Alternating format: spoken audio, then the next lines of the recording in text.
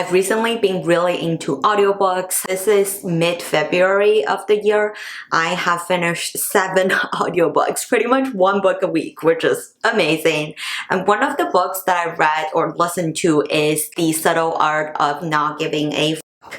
And this is a book that's been around for, I think, a few years. It has been bestseller on pretty much all of the lists. I just thought that a lot of the lessons from the book can actually directly apply to fashion. So the first thing that the book talks about is all about this idea of what the ideal success is and how much it is being talked about, whether it's in media or family, friends. And a lot of the self-help guide tells you to visualize what the success is, visualize what type of person you want to be. But if you take a step back, that only highlights the distance between you today and that ideal success or the ideal you. It could really crush our confidence. It could really make us feel that we will never become that successful version of ourselves. And applying this concept to fashion, this is the same thing as being obsessive about following every influencer on social media. If you constantly bury yourself in the social media of people with perfect body, perfect fashion sense, perfect style, then this will only highlight how different you might be from that ideal type.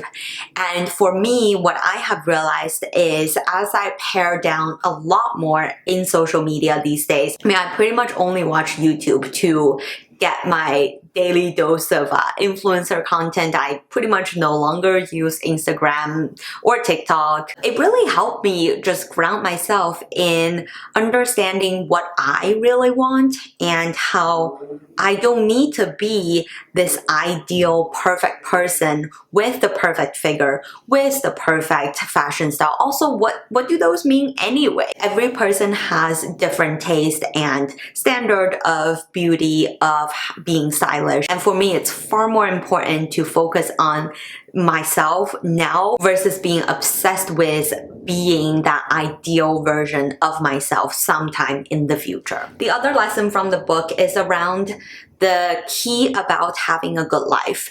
It is not about giving a f**k about many things. It is really caring about things that matter the most to you. Applying this directly to fashion, the key about style is not caring all about the trends. I need to purchase every single item that is trendy in order to stay fashionable. It is to care about what are the items that make you confident and happy and feel like yourself. There is one really important subtlety here. Not giving an F is not about being indifferent. It just means you're comfortable with being different. I think it's far more important to understand how you are different from the rest of the world, because all of us are different from the rest of the world. And use your style, use fashion to celebrate that difference. And that's why fashion is all about individuality. No matter how many trends come and go, what's staying consistent is your own style and your view of what's beautiful, what brings you joy. The next lesson that I learned from the book is all about the concept of possibilities. There are infinite possibilities in life if you only ask yourself the what if questions. What if I take this major? What if I go do this job? What if I live in this city versus the other city? Then you are constantly wondering about the infinite selection possibility of life paths. And this is not going to be productive. It is only going to make you wonder and always regret or just think about, I wish I could have done that. Maybe my life would be different. Putting it in the fashion language, we also see this paradox of choice in fashion. Today, you can literally go to a department store and see just so many different styles and different trends, different silhouettes, fabric. If you get overwhelmed by the opportunities out there when it comes to dressing yourself. And if you are bogged down on, what if I just missed on this trend? The more you worry about the what if, the harder it is going to be for you to actually just make a decision. Even if you miss out on a certain trend, wait for 5 years, it will come back. It is far more important to just be comfortable about your decision in fashion and stop worrying so much about the what ifs or did I miss a certain trend. This next one is really interesting. It is basically a paradox. So it goes, the desire for a more positive experience is itself a negative experience. And paradoxically, the acceptance of one's negative experience is itself a positive experience. Have you experienced something like, oh, I wish I have the bodies of Kim Kardashian. I wish I had XYZ of insert celebrity or influencer.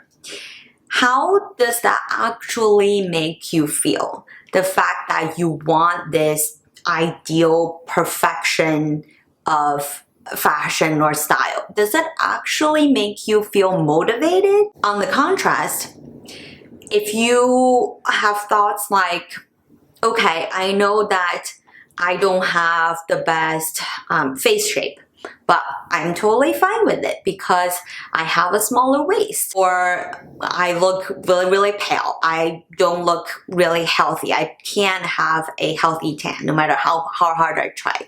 But I can use the different colors in my dressing to make myself look really healthy. Once you accept the negative parts of your appearance or traits about yourself and really embrace it, especially when it comes to appearance, there's not too much that we could do. Yes, sure, you could go do plastic surgery, but you'll always find areas of your body that is just not perfect. The perfect person really just doesn't exist. So one example here is me with the size of my head. I have, growing up, just always being really conscious of how I just really have a big head, especially me being kind of on the slimmer side. My head just looks disproportional to the rest of my body. And actually, one of my friends did say that to me one time. So for a long period of time, I really took it very seriously, and I never thought I would be confident enough to go on camera, go on the internet and talk about fashion. But the more I come to terms with the fact that I am not going to change the size of my head for the rest of my life, no matter how technology advances. I just have to live with it and try to pick out the nice traits. Maybe like my eyes look nice to me, or maybe my lips, look kind of fine.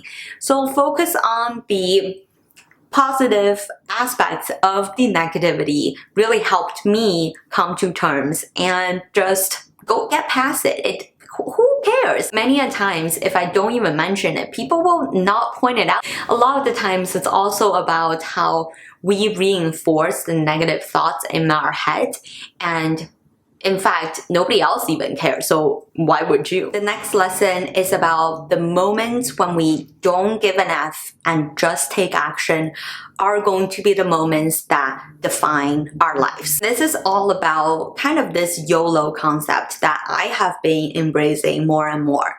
There is just not enough time to give an F about everything, all of my fashion choices. Am I gonna look like a clown walking down the street? Who cares? And it's also important to actually own and live in the moment. Start dressing for yourself today. Start going to your closet and pick out an outfit that doesn't matter if it's trendy or not, doesn't matter if it's classic or not, that makes yourself happy. That is going to be the moment that defines the rest of your fashion life. The next lesson is a little bit counterintuitive as well, but it talks about how true happiness is not about having a life without any problems, any issues. But it is about finding problems that you enjoy and you enjoy solving and finding the different ways to solve that problem. The state of content typically doesn't last long, but it usually comes after you accomplish something difficult or you solve the problem. So from the fashion perspective, maybe you have a sweater that you have cherished for years, but you've always wore it with your pair of blue jeans. Can you turn that into a little fashion problem to solve? If you have seen a lot of my how to style videos, you see that I love to just come up with creative ways to style pieces. This is where it really brings me joy. I found this fashion problem of styling items creatively. And I enjoy this problem solving process so much that I am filming all of this on camera. When it comes to fashion and style, perhaps you could pick a problem or two, pick an item or two, see if you can wear them differently or come up with creative ways of using your fashion pieces. Can you use a sweater and wear it as a scarf? Can you use a scarf and turn that into a bag? Hopefully this process will rekindle your love for fashion or make you realize there are so many fun things to play with in the world of fashion. The last lesson I think is very, very real. And this is all about how the information or the news that we see today, and by nature, there are extremes. We only hear about the most successful person's story. We only hear about the worst guy's crimes. We never hear about the day-to-day normal people's lives because those are not interesting. In the fashion world, the more we hear about these are the must-have 5 sweaters that you need to own, or these are the top 5 trends that you cannot miss, I will say that a lot of it has to do with, clickbaiting, and it helps with the content creator stats and all of that. And I will admit that I probably have done something similar once or twice in the past just because I want more people to see my video. So I kind of have to use more extreme language or more exaggerated language to make someone don't want to feel the FOMO for not seeing that particular video. However, just keep in mind that the more we embrace ourselves into this world of extremes, the less healthy we will become when it comes to just being okay with having a not so extreme life or not so extreme fashion style. You don't have to wear a gazillion colors to show that I am standing out as someone who loves color. You don't have to only own neutral shades and neutral pieces in a wardrobe to show that I have a classic, elegant taste. Let me know in the comment below on what other fashion related videos you want to see from me, and I will see you in one of these ones. Bye!